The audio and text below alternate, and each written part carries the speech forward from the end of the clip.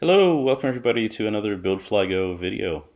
If you've been following along, we are now in Florida. This is the Fort Lauderdale Executive Airport. We're at the Banyan FBO.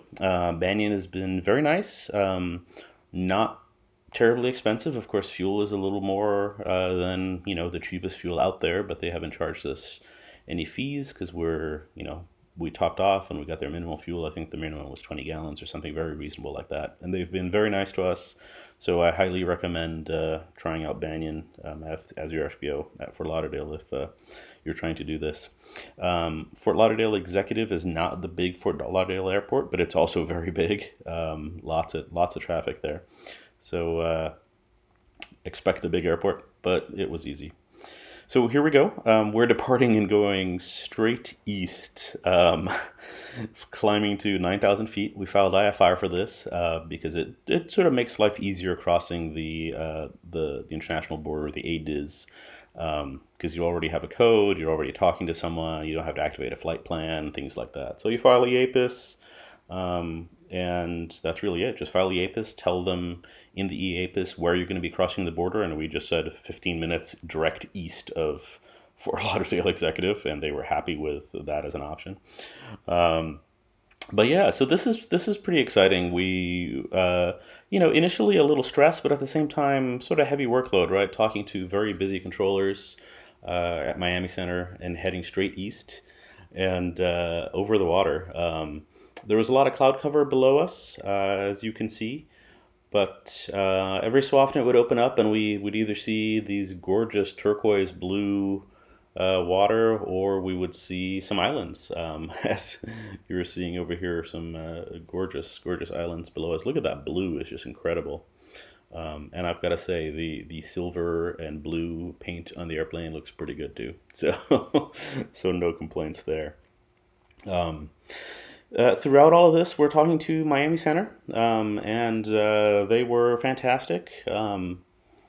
They probably deal with a lot of airplanes doing this the first time, so they were very helpful and definitely did not make us feel anyway like we were inconveniencing anybody.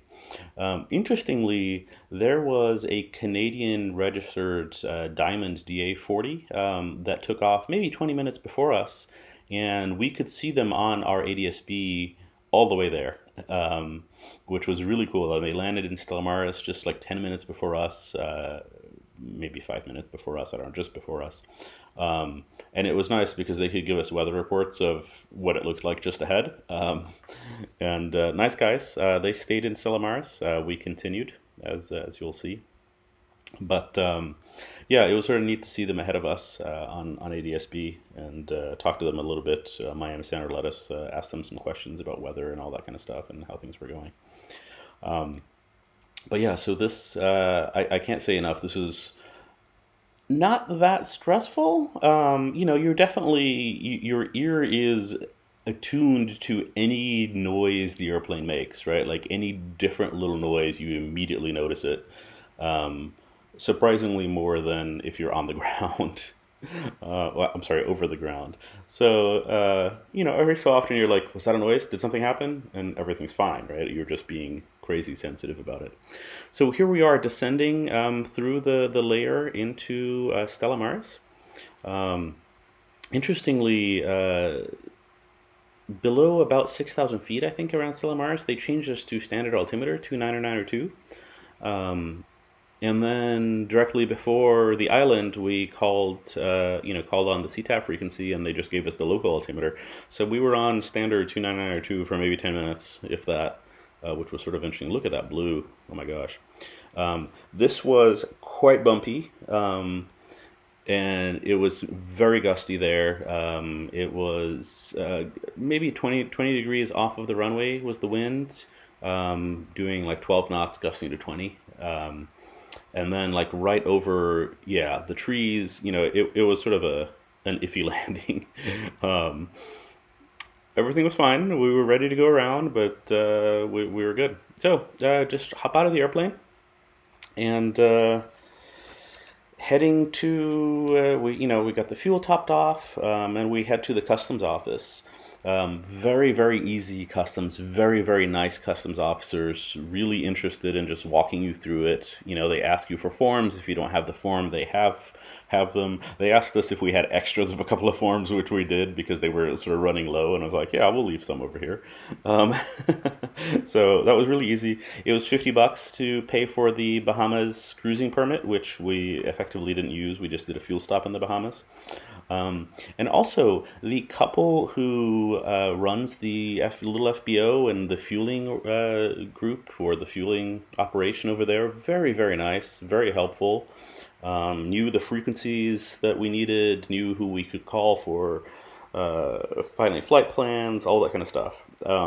So we filed VFR, basically direct to Punta Cana. We looked at the winds. We got a nice 10 knot tailwind basically the entire way. So we decided not to stop in Puerto Plata for fuel because we were just going to do a fuel stop there, and it wasn't really a necessary fuel stop. It was one of those Gil would like to have, you know, half tanks when he lands every time kind of fuel stops. And because of the way the wind looked, we were going to land with, you know, almost half tanks anyway at Punta Cana. So we decided to save ourselves you know, probably over an hour and just head direct to Punta Cana. Easy takeoff and climb. I think we were at 9,500. Talked to Miami for about 30 minutes, and then Miami transferred said, "Well, when you can reach the next Miami frequency is blah blah blah." It probably took us 90 minutes to be able to reach the next Miami frequency. So we were basically 90 minutes over the water without being able to talk to anybody. At this point, this is not an advertisement. The InReach, like the Garmin satellite navigator, was incredibly helpful because I'm texting messages basically to sort of our support people back home and asking for weather and asking for, you know, what do things look like up there. So big shout out to our Brazilian support team, Luis Fernando and Jairo Gomes, who have been invaluable in this trip and helping us set everything up in Rio and giving recommendations for routes and just being available when we've had questions. These guys have been incredible, so thank you. So we finally managed to talk to Santo Domingo Center, and it was interesting because they wanted us to call them 50 nautical miles out from Puerto Plata, and 50 nautical miles out from there is the approach, like the airspace. So I called them at 60 miles, and they were confused. That's why I called them so early. It's like, well, I don't want to enter your airspace without talking to you. But anyway, so they were also very helpful and very you know, aware that we're a small airplane crossing water and happy to, you know, make sure that we're comfortable. Here we are coming into, we did a left base into Punta Cana Airport, also very, very gusty. The airplane is pretty loaded, so our CG is a little towards the rear, which makes it so that it pitches up a lot when speeds are low, which is a little different for us, but it's working out. And the FBO here and immigration were easy. A little confused that we didn't have a handler, that we were just doing it by ourselves. But yeah, otherwise it's been a great trip. Don't forget to check us out on Instagram as well. Lots of additional content there. Thanks everybody, and we'll talk to you soon on our way to Puerto Rico.